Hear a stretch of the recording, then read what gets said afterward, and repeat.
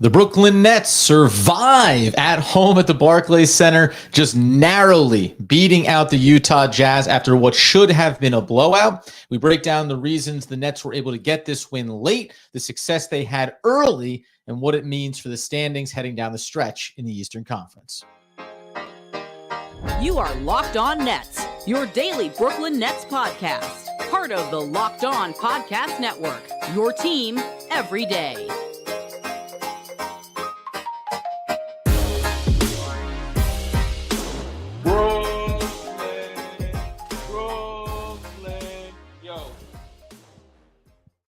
Yes, my friends, it is the Locked On Nets podcast right here on the Locked On Podcast Network. It's your team, the Brooklyn Nets, every single day. I am, of course, Adam Armbrecht, breaking down not only your Nets, but also the New York Football Giants on the One Giant podcast, your New Jersey Devils on the Devils Puck Luck podcast. And if Doug Norrie was here, he would still be the owner-operator of DFSR for all your daily fantasy sports rankings. From DraftKings to FanDuel, he's got you covered. We thank you for making us your first listen of the day. We're free on all those great platforms. And let you know that today's episode is brought to you by Prize Picks. Prize Picks will give first-time users a 100% instant deposit match up to $100 with promo code all caps locked on. That's prizepicks.com. Promo code locked on and friends. Not exactly the way you draw up a Sunday afternoon game in terms of how it finished and being far closer, much more of a nail biter than it needed to be for the Brooklyn Nets against the Utah Jazz at home. A 111-110 finish, which came on a Kelly Olynyk last-second look there after a Seth Curry miss at the free throw line. We start where this game ended in the fourth quarter. You have Jacque Vaughn making the decision to basically empty out his bench. All the starters are off in the fourth quarter. And slowly but surely, the Utah Jazz chip away. It was, 20-point lead in and around that area throughout much of the second half. And they dragged that down to 13. So at about the 8.5 minute mark, Jacque Vaughn calls all the starters back in, makes a 5-man swap, and they balloon that lead right back up to 19 points. But from there, Utah again chipped away until finally it got to the point where it came down to late fouls, free throw shooting contest, and frankly, a contest that the Brooklyn Nets were struggling to win at. Spencer Dimnwiddie misses one of two late. Dorian Finney-Smith is at the line there as well. You also have Seth Curry missing that last one when they're up just 1 point, and that leaves 5.5 seconds. Thankfully, it's Kelly Olynyk that has the ball in his hands. Not enough time, no timeouts left for Utah, so they really can't afford to get anything substantial. It's just going to be move with that ball for the Brooklyn Nets, try not to foul, and hopefully have that one be off the mark, which it was. So, in the grand scheme of things, we'll look back at this as being a W.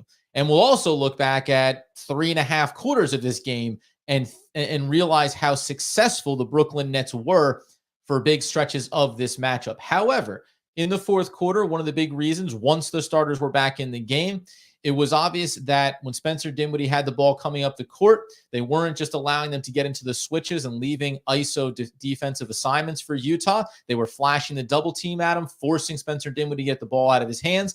And it's ironic because one of the key sequences there that I think about the 3-minute mark, that I thought maybe was going to be the capper. It gave the Nets the 5-point lead. Spencer Dinwiddie comes up.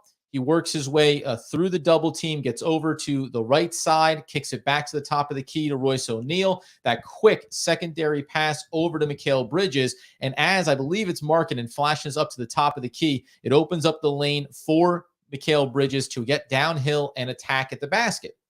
And because the Nets won this game, we'll talk about some of the other things that I thought that they were successful at. But, a game like this is a little bit frustrating in terms of how close it gets in the end. And once we look back at the end of the season, it's not going to matter. And we'll talk about what this means in the standings as well. But one of the reasons that this game is particularly frustrating is it's one where you were checking certain boxes that you'd be happy by the end of it had you won in blowout fashion. And what I mean by that is the Brooklyn Nets were just 9 of 32 from beyond the arc. So this is a team that we've said since the deadline has really been dependent on 3-point shooting. Doug highlighted their top, I think, top 6 in terms of three-point attempts over that stretch, but they're among some of the worst when it comes to converting those three-point attempts, right? So consistency has been a problem for them. But in a game where you were able to do other things, which for 3 quarters, a little bit more, was about the defensive side of the ball and the things you did successfully to disrupt the Utah Jazz. But this, listen, Utah has had a surprisingly better season than we anticipated. That's true.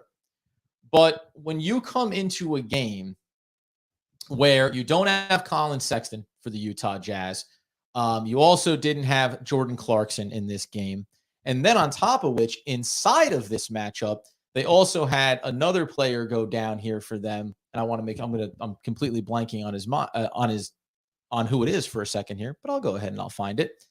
And that was going to be Walker Kessler, excuse me. So he ends up leaving after 22 minutes in a game where he was 3 of 5, had 8 rebounds, 4 on each end of the floor, had contributed 6 points across it. It's not like he was lighting the world on fire. I thought, again, the Brooklyn Nets were doing a lot of good things defensively in this game, but all of those things added up, combined with you being the Brooklyn Nets, a team that is trying to make the playoffs. And we know the Utah Jazz, again, have had a better year than anticipated. And if you want to go over and look at, where they are in the standings after a better year, they are still a team that is sitting there in 12th position right now. Now they are now just 2 games back of that 10th seed Oklahoma City Thunder. So this is still a team that has things to play for, right? But 95% of the execution in this game for the Brooklyn Nets was correct. So it really is disheartening that Jacque Vaughn has to go back to all 5 starters, has to bring them back in, and you don't kind of get the reward for being a dominant team on both ends of the floor for the majority of this game and saying, hey, starters, you get to take the rest of the time off. And then ironically, you end up having to bring them back in because the bench surrenders enough of a run. I think a 9-0 run there that got the Jazz back into this game effectively. Then you bring the starters back in, and they end up being on the floor for the continuation of that comeback for the Utah Jazz. So certainly frustrating in that regard, but ultimately the win is the win.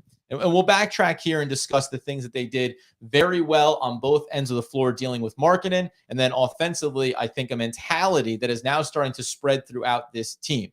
Before we do get to that, though, going to just remind everybody that today's episode is first and foremost going to be brought to you by PrizePicks. We talked about this at the top of the show, and we get to talk about it with you again right now. That is because I said to you, PrizePicks will give you an instant first-time user match up to $100. So you deposit $100, you'll get $100. You deposit $50, you'll get $50. You understand how that works.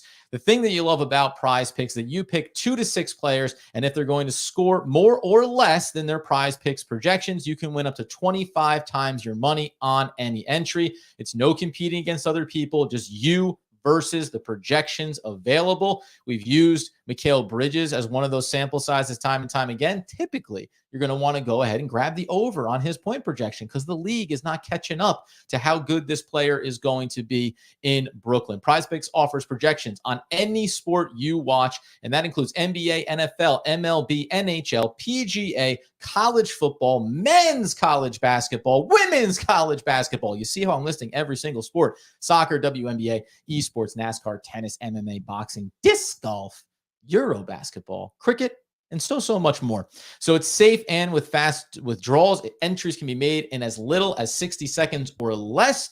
Currently operating in over 30 states and our good friends to the north, Canada. Download PrizePicks today or go to prizepicks.com to sign up and play daily fantasy sports. If you deposit that $100, like I said, PrizePicks will match it up to $100. That's using promo code, all caps, locked on. Don't forget to enter promo code locked on at sign up for instant deposit match up to $100.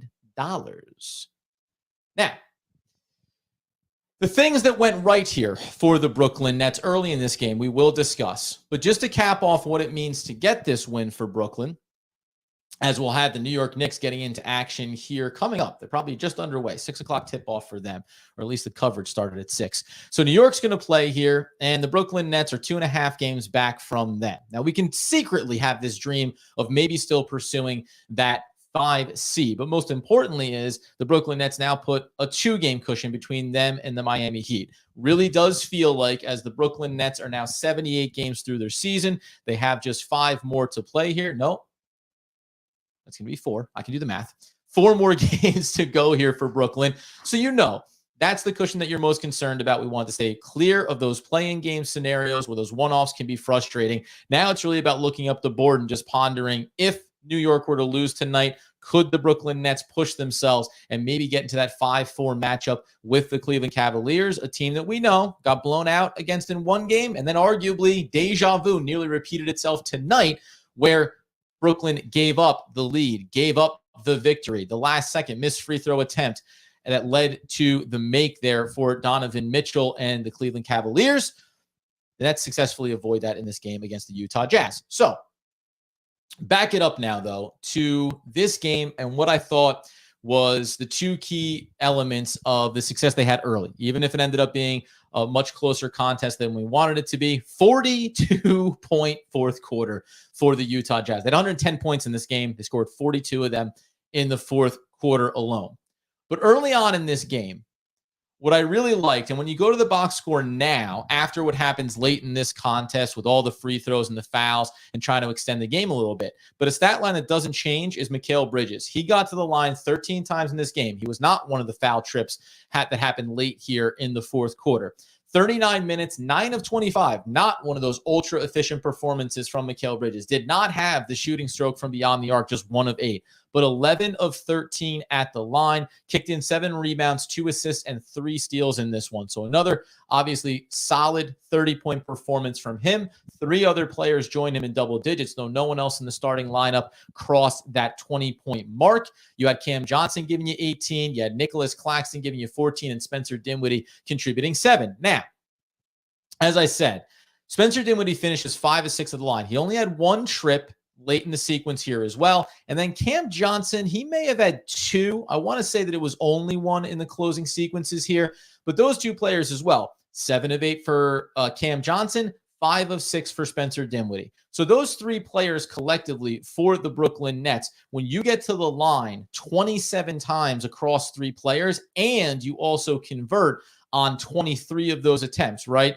You're punishing the defense for putting you at the line. But more important than that is the mentality, I think, that those 3 players brought into this game. It actually started with Cam Johnson, I thought, early in this contest. Again, 32 minutes for him, 5 of 9 from the field, just 1 of 2, only 2 attempts from beyond the arc. Goes along with his 6 rebounds and 2 assists.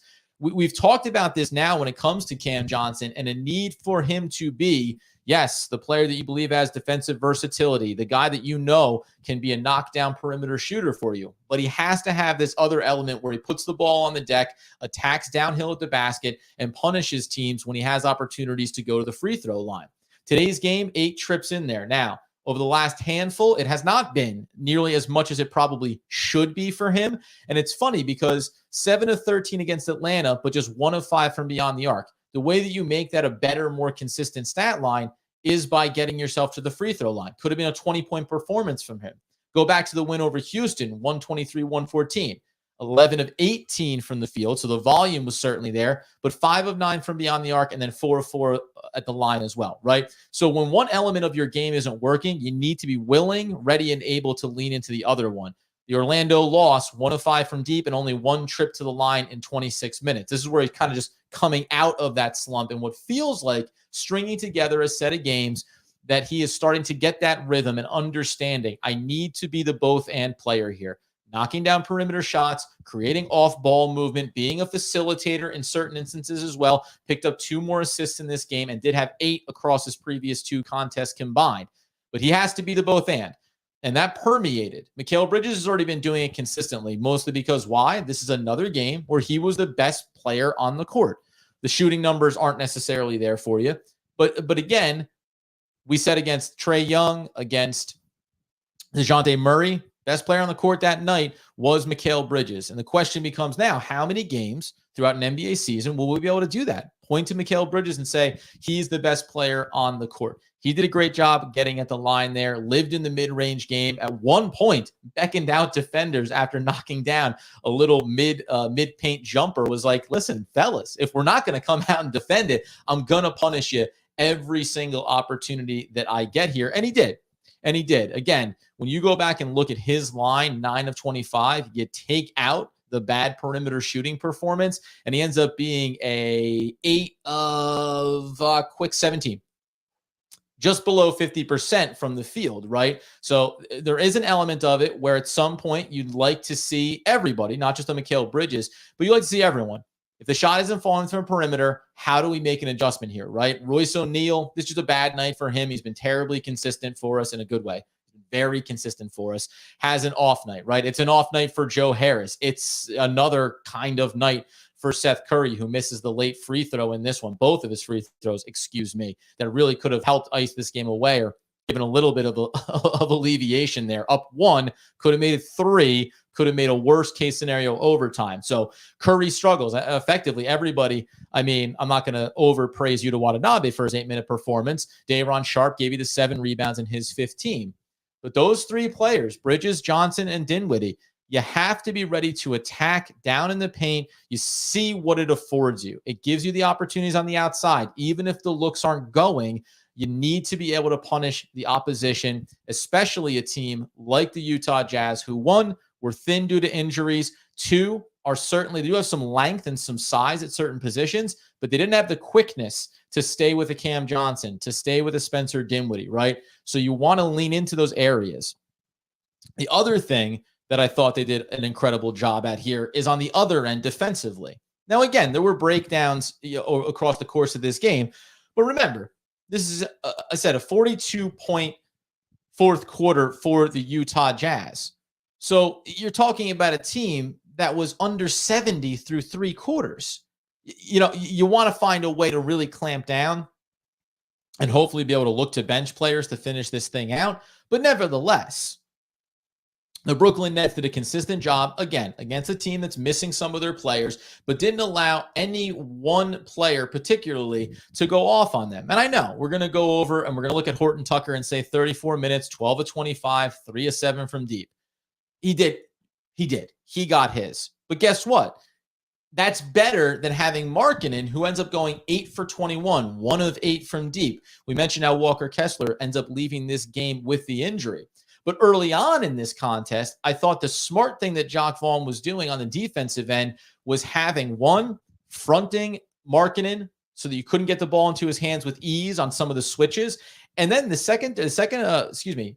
off-ball defensive help, right? The second defender coming over. It wasn't blitzing a double team at them. You actually saw Seth Curry get in on this a couple of times. You saw the off-ball guards looking to come over as Markkanen was working down into the paint, working into the mid-range area of the court and saying, hey, if we can get our hands in there and be active, we can have a little bit of disruption there, create some loose ball opportunities, create some scrambles. So I thought that there was an intentionality around how they wanted to defend against the best options for the Utah Jazz. And then just saying, again, when we talk about Horton Tucker going 3 of 7 from deep and almost 50% from the field, just realistically, when you come into this season, we understand that, Horton Tucker is a guy who on the year right now is knocking down 28% from deep. He's a career 28% three-point shooter, right? So you're going to live with those results. And you're going to accept the fact that if Horton Tucker is going to be the high point man, you actually feel like you've accomplished something that you set out to from the onset here. So I thought that there was smart decisions that were made here. I thought that there was, again, some of the high energy things that you want from Day'Ron Sharpe and his small sample size. You get away from him. From Nicholas Claxton as well, who we'll talk about here in a second, because the one other thing that I'm starting to dream on here is the evolution of Nicholas Claxton, which we talked about a number of times, but then also how else can this team be successful, including a player like Day'Ron Sharpe in these rotations, knowing that this team is still going to need to add some pieces to it. We'll get into that here coming up in just 1 second, right after I tell you about, the Built Bar March Madness. Oh, this bad boy has been going on. The bracket is here, underway, and nearly over. We know you have your favorite bar puff, and now is your time to make it count. You go to builtmarchmadness.com to vote for your favorite. I'm going to be voting for, this is a tricky one. I don't know. Maybe I'll go with the coconut. I think a coconut puff because it's light, it's airy. Love the coconut flavor, obviously. But you can go ahead and support whatever your favorite bar or puff is. And then if you win, you know that you'll be voting for the bar that you supported. It's like rooting for the Nets to win the championship, only it's a puff bar or a built bar. And not only that, though, when you vote for your favorite bar or puff, you'll be entered into a drawing where 50 lucky Locked On listeners will get a free box of Built. And not only that, Locked On will also have one lucky fan win a 12-month subscription to Built, so you have Built's best bars or puffs delivered monthly straight to your door. You got to try Built. Built is the best protein bar ever. Seriously. You know they're amazing. We told you about them before. All of those great stats with none of the negative sides of candy bars. And that's why you got to get over to Built.com and to BuiltMarchMadness.com as you can cast your vote today for your favorite team. Okay, here's the other thing that I want to take away from this game, and it's not to diminish the fact that the Nets should have blown this team out by 20, and it was way closer down the stretch, and we got lucky that it was Kelly Olynyk with the ball in his hands. So be it. I chalk up wins. I don't look back. But the other thing that I started to really look at in this game, specifically because it happened 3 or 4 times, was Nicholas Claxton and what is effectively the substitute for a mid-range jumper. It's that sweet little push shot. And he ended up having Claxton across 32 minutes, 7 of 8 from the field, only gets to the line once, does not take care of business on that one attempt. But I also mentioned gave you 7 rebounds, gave you an assist, 2 steals, no blocks in this one. Ooh, that one kind of stings. And a 14-point performance. But if he can have what was a minimum of 3 of those little push shot floaters in the lane, you're now starting to see that coupled with the turning, facing up against the defender and taking him off the dribble, right? We've seen a couple instances of the shoulder dip to get around the defender, work the Euro step and get at the rack. We've seen him be able to navigate into the lane when working off ball in tandem with the point guard and make himself available for those alley-oops.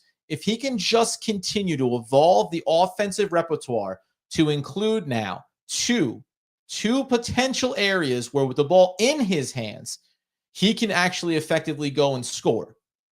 Now, all of a sudden, you can start to call him a complete player at the 5 for the Brooklyn Nets because we already know the versatility he has on the defensive end. We already know the shot blocking ability that he showcases and the ability to be able to defend effectively 1 through 5, taking guards all the way through the lane to the basket. And using, quite frankly, what we've talked about a lot this season, tremendous body control, athleticism, shows great timing, right? Able to impact plays without taking fouls. Okay. Still needs to make sure that he keeps improving at the free throw line. Something he has done in the back half of the season, but need those numbers to stay up. Then the other player that we're obviously seeing more of late for Brooklyn is Day'Ron Sharpe. And I just wanted to make the point that Day'Ron in 15 minutes, again, just 2 of 3, 7 rebounds, got to the line twice, knocked down both of them. He continues to be very consistent at the free throw line in these recent contests when he's been given consistent run. I'm not telling you that he's getting there at volume, but outside of the Houston game where he missed the 2 attempts that he had, the other ones in and around this are the 3 for 4 performances. He went 70% at the line in the month of March. If he can do the thing that we've seen very few times, but he has shown the ability to do successfully, the perimeter shot.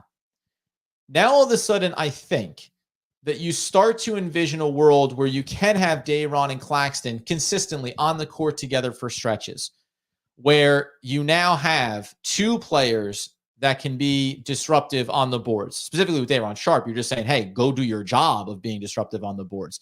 Nicholas Claxton plays with a little bit more finesse at both ends of the floor. I think that little tiny breadcrumb trail of growth is there for Day'Ron Sharpe. And if he continues on that path, now I think you can see him sometimes playing purely at the 5, maybe sometimes playing down at the power forward position. And that's not because he's traditional in that sense in positionless basketball, but because if next season, you're talking about a player that could average 20 to 25 minutes a game and average 1 to 2 3-point attempts per game. If he can do that with consistency, then defenses have to respect the fact that it's an option. And once you do that, you're drawing out one defender to the perimeter that you otherwise are not right now. And if you can do that, when Nicholas Claxton is on the floor, now all of a sudden you're creating the opportunities. If Day'Ron Sharpe is understanding and making that secondary pass, making the right basketball decision, now you can rotate that ball around the perimeter and find Nicholas Claxton for even easier looks in and around the basket, as opposed to what it is right now. Highlighted at the top, the penetration from Bridges, from Dimnwiddie, from Cam Johnson. That's great. And sometimes those easy looks at the basket are there for Nicholas Claxton when he's playing off ball. Day'Ron Sharpe has actually shown and done a nice job. Dorian Finney-Smith is a really good example of a player that on offense, even though the perimeter look hasn't always been there for him, he plays on that little baseline area and waits for his moment, whether it's going to be for the layoff pass or just for an opportunity to crash in and potentially get an extra opportunity on the offensive boards. He shows a very smart veteran savvy when it comes to those type of opportunities. So this is the evolution specifically around Nicholas Claxton and his game. And now what we're finally starting to see is what the next step of Day'Ron Sharpe's game could be. I just thought it was worth noting because, again, I'm not going to belabor how close this one got, but I am going to pull out the things that I thought they did well in this game. And then the last thing that I will mention here in saying Dorian Finney-Smith's name is both he and Cam Johnson have really done a great job over the last handful of contests here, getting back to being impact players in their minutes and really just taking the moniker off of them being a negative, right? Now, Dorian Finney-Smith actually, because Cam Johnson played to a negative on the plus minus, you're on the court there for the late run from the Utah Jazz. It's almost shocking that Mikal Bridges is still a +8 in a game that the Nets won by just 1 point, and he was back in there. The Nets came back in with the starters up 13, and they won this game by 1 point, and still 3 of your 5 starters were in the plus in Bridges, Claxton, and Dimnwiddie. But Dorian Finney-Smith was doing a lot of nice things on the defensive end, a lot of the switchability. This is a good matchup for him in terms of not getting caught on a switch that's going to be detrimental in terms of keeping the player in front of you. We talk about it offensively for him, getting the ball on the perimeter, being able to put it on the deck and take a defender, as we've seen from Cam Johnson, as we see from Mikal Bridges. That's not really in the repertoire for Dorian Finney-Smith, but he did a nice job, 3 of 6 from the field in this one, got to the line twice, knocked down one of them, just a rebound and assist, but a couple of blocks in this game. So this is a plus matchup for him. And we talked about Day'Ron like this over the course of the season and his development. We talk about certain players that maybe have plus matchups across the schedule over the course of 82 games. This was a good one for him, and I thought a nice little bounce for him here over the last, 3 games, where we've seen Dorian Smith play smart, effective basketball, knock down 4 of 6 from deep against Atlanta, just 2 of 7 against Houston, and just 2 of 8 from the field. But again, I thought that was still a decent game from him across 27 minutes. He's clearly still a guy that's trying to find that rhythm, but hopefully he continues to round himself into a little bit of form, because it doesn't look like in the short term that idea of getting Royce O'Neal into the starting rotation is going to be something you do. And we already talked about it last episode, effectively, because you don't have enough pure ball handlers here to be able to take Royce out of that second unit for big stretches. Other than that, my friends, we know the Brooklyn Nets will be back in action on Tuesday night, looking to close out this season. We'll keep our eyes at the time of this recording, 32-26, towards the end of the first quarter, New York over the Washington Wizards. So doesn't look like it's going in the right direction, but were they to fall, we can continue to dream on that 5 seed. I think more than anything right now, all we're looking for is for the Nets to continue to find consistency. And that is why this fourth quarter is frustrating, right?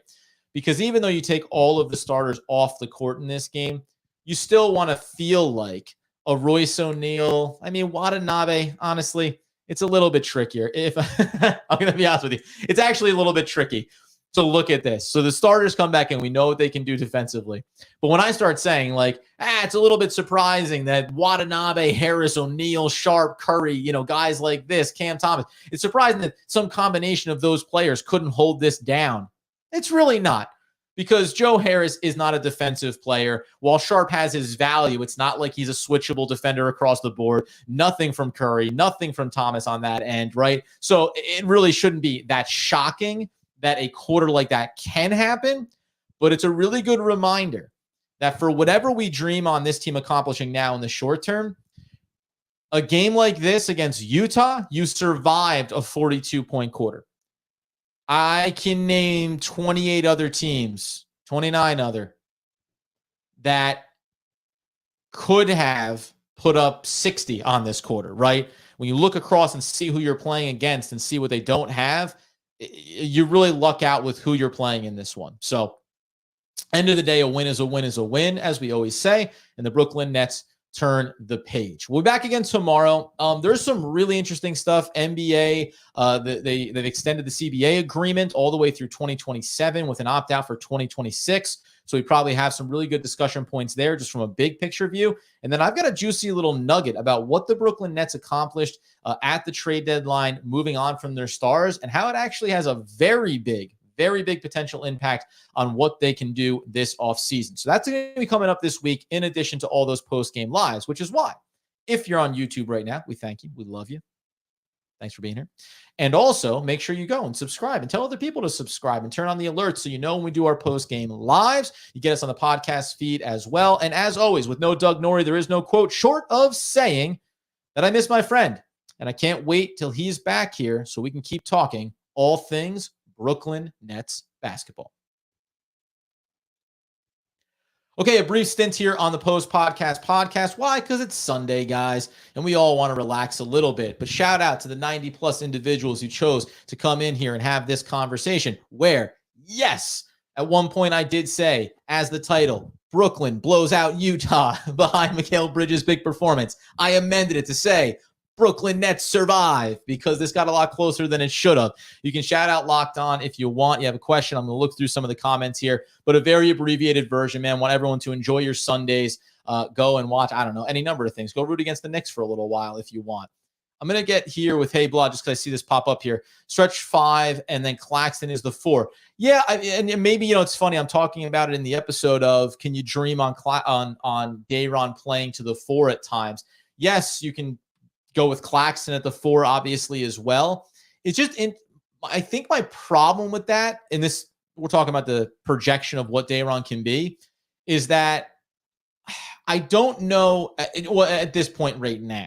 At this point right now, even though Claxton doesn't have the same muscle mass that Day'Ron does, defensively, Claxton's just a smarter basketball player at this point of his career. So I'll take him against bigger matchups, knowing that he's shown the ability to give that ground in and around the paint and the basket and then still impact and affect shots. But just to your point, yeah, can you do that both ways? Certainly. The difference here being, though, if you go that direction that you're talking about, now you're saying defensively for oppositions here, what is that going to look like on the offensive end of the floor? Now, we don't have to go ultra traditional here, but if you're putting Day'Ron at the stretch 5, then you're having, where is he playing on the offensive end? How do you want those matchups to go? You can still switch it up and then allow him to drop out to the perimeter potentially and allow Claxton to shift back in to his role on the attacking end 5. But point being, it's like, I just like seeing the development here. And if this can continue to be something that Day'Ron can grow with here as we head towards that off season. We need Dame Lillard. Well, I mean, yeah, listen, we need Luka. We need LeBron James. I'm not knocking you, Gene. I get it. Like, you want to have that point guard. There's actually a very good conversation to have about that too here going forward, something that we'll do in the offseason and as we get towards the NBA draft as well. So we will circle back to that. I think that there is more than one way to go about improving this team.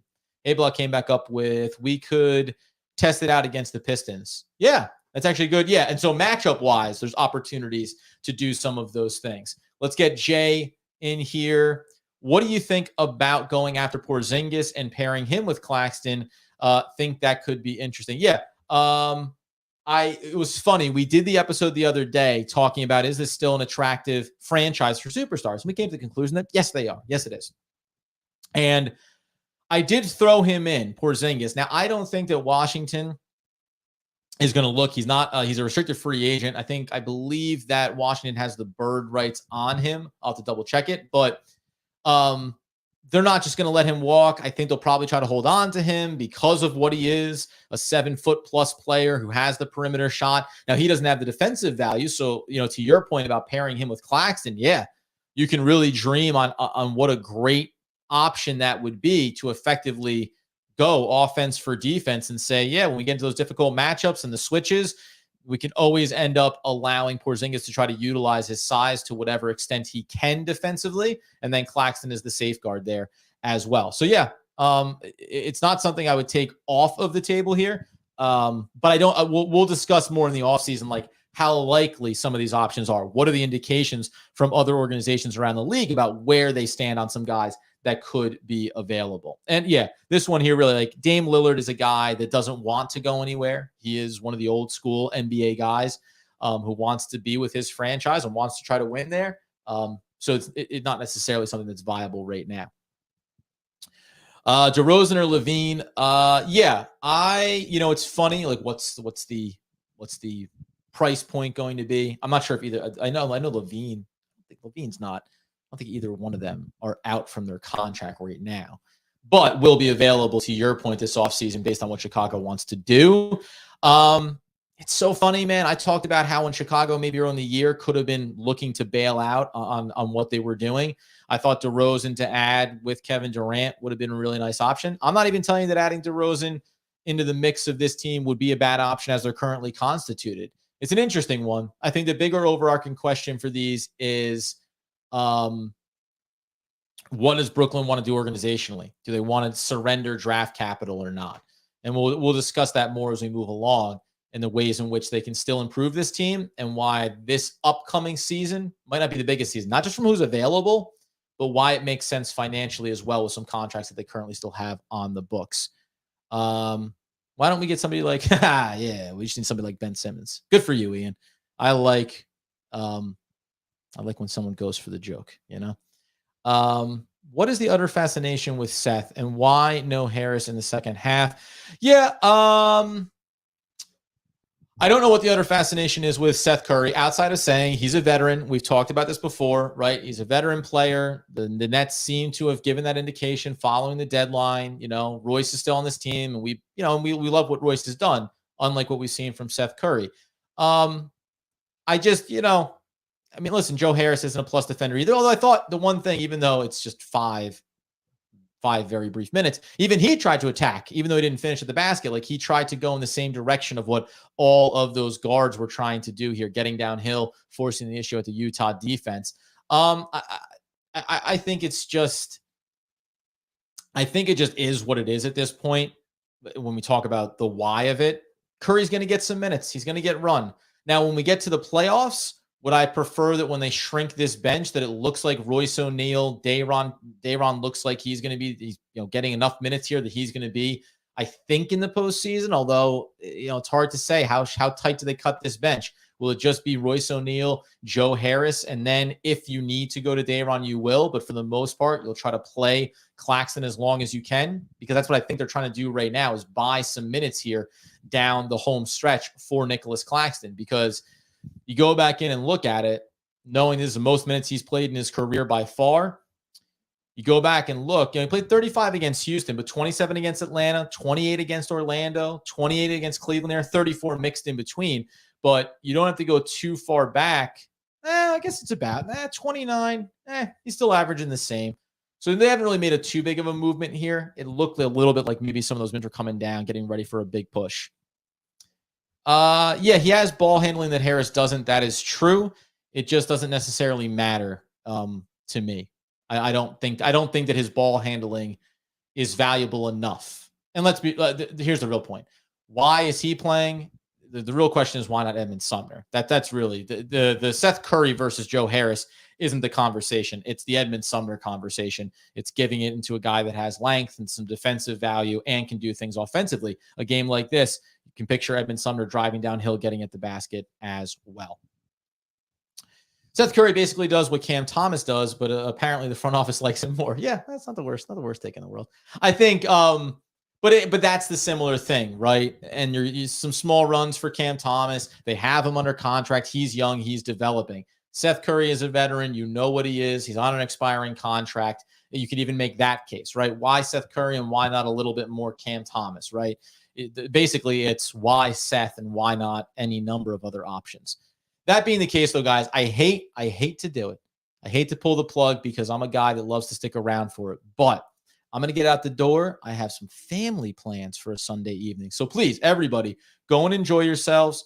Enjoy your Sunday evenings. Doug and I will be back tomorrow. Next game, Tuesday night. We will continue to round out thoughts coming out of this game, the last 4 they have to go here, and then look what looks like effectively being very much locked into this 6th seed, so we can already start to focus on what that 3 matchup is going to look like. And depending on what the Knicks do here tonight and over the next couple of games, maybe, just maybe, an outside shot that we get ourselves lined up for that 5 seed. So we'll cover it all. You know the deal. That's how we are here on the Locked On Nets podcast. Everybody have a good one, a good night, and a good win for Brooklyn, because that's all that matters. 1-point victory over the Utah Jazz. We'll be back again tomorrow talking all things Brooklyn Nets basketball.